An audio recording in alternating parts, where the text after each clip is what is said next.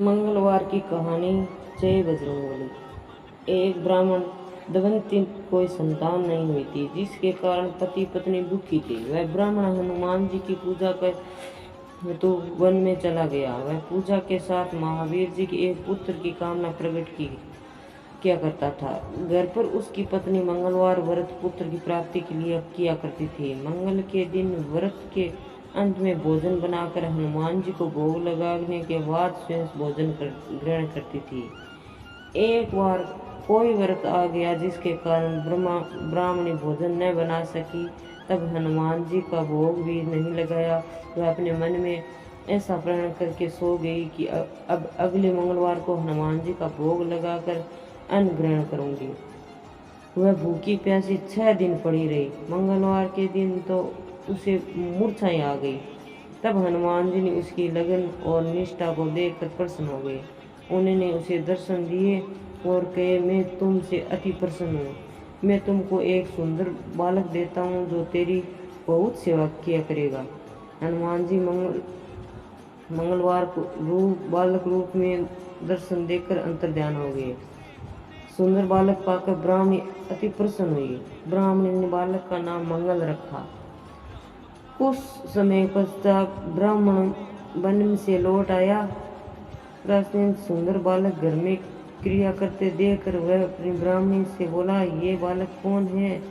पत्नी ने कहा, मंगलवार के व्रत से प्रसन्न होकर हनुमान जी ने दर्शन दे मुझे बालक दिया है।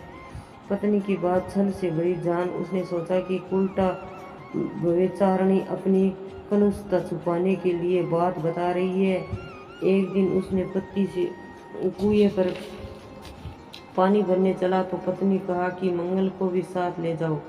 वह मंगल को साथ ले चना और उस कुएं में डाल वापस पानी भरकर घर आया। तो पत्नी ने पूछा कि मंगल कहाँ है? तभी मंगल मुस्कुराता हुआ घर आ गया। उसे देखकर ब्राह्मण आश्चर्यचकित हुआ। रात्रि में उसे उसके पति से हनुमान जी सपनों में कहा, यह बालक मैंने दिया है, तुम पत्नी को उल्टा क्यों कहते हो? पति ये जानकर हर्षित हुआ। फिर पति मंगलवार का व्रत रख अपनी जीवन आनंद पूर्वक व्यतीत करने लगे।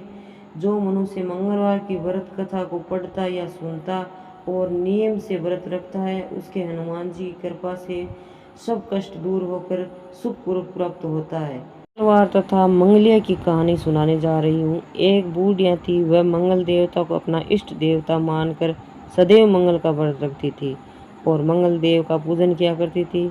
उस दिन एक पुत्र था जो मंगलवार को उत्पन्न हुआ था। इस कारण उसने मंगलिया के नाम से बोला करती थी। मंगल देव के दिन न तो घर को लीपती और न ही पृथ्वी खुदा करती थी। एक दिन मंगल देवता उसकी श्रद्धा से परीक्षा लेने के लिए उसके घर में साधु का रूप बनाकर आए और द्वार पर आवाज़ दी। बूढ़िया ने कहा, महाराज क्या आज्ञा है? साधु कहने लगा कि बहुत भूख लगी है, भोजन बनाना है, इसलिए तू थोड़ी सी पृथ्वी लीप दे और मेरा पुण्य होगा। ये सुनकर बूढ़िया ने कहा, महाराज आज मंगलवार की व्रतनी हूँ, इसलिए मैं चौका नहीं लगा सकती। कहो तो जल का छिंटवा लगा कर दूं, उस पर भोजन बना ले। साधु कहने लगा कि मैं गोबर से ही लिपे चौके पर खाना बनाता हूँ। बूढ़िया ने कहा, पृथ्वी लीपने सिवाय और कोई सेवा है तो मैं सब कुछ करने के वास्ते तैयार हूँ। तब साधु ने कहा कि सोच समझ कर उत्तर दो, जो कुछ भी मैं कहूँ सब तुमको करना होगा। बूढ़िया माई कहने लगी, महाराज पृथ्वी लीपने के अलावा जो भी आज्ञा कहेंगे उसका पालन अवश्य करूँगी। बूढ़िया ने ऐसे 3 वचन दे दिए। तब साधु कहने लगा कि तुम अपने लड़के को बुलाकर औदा लिटा दे, मैं उसके पीठ पर भोजन बनाऊंगा। साधु की बात सुनकर बूढ़िया चुप हो गई। तब साधु ने कहा, बुला ले लड़के को, अब सोच विचार क्या करती है? बूढ़िया मंगलिया मंगलिया कहकर पुकारने लगी। थोड़ी देर बाद लड़का आ गया। बूढ़िया ने कहा, जा बेटा, तुमको बाबा जी बुलाते हैं। लड़के ने बाबूजी से जाकर पूछा, क्या आज्ञा है महाराज? बाबाजी ने कहा, जाओ अपनी माताजी को बुला लाओ। तब माताजी आ गई। साधु ने कहा कि तुम ही उसे लिटा दे। बूढ़िया ने मंगल देवता का स्मरण करते हुए लड़के को उंधा लिटा दिया और उसके पीठ पर अंगीठी रख दी।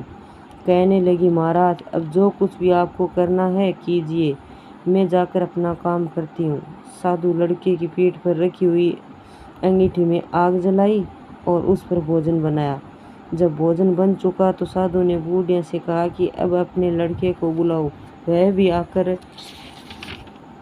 भोग ले जाए। बूढ़िया कहने लगी, ये कैसे आश्चर्य की बात है, उसकी पीठ पर आपने आग लगाई और उसको ही प्रसाद के लिए बुलाती है, क्या ये संभव है?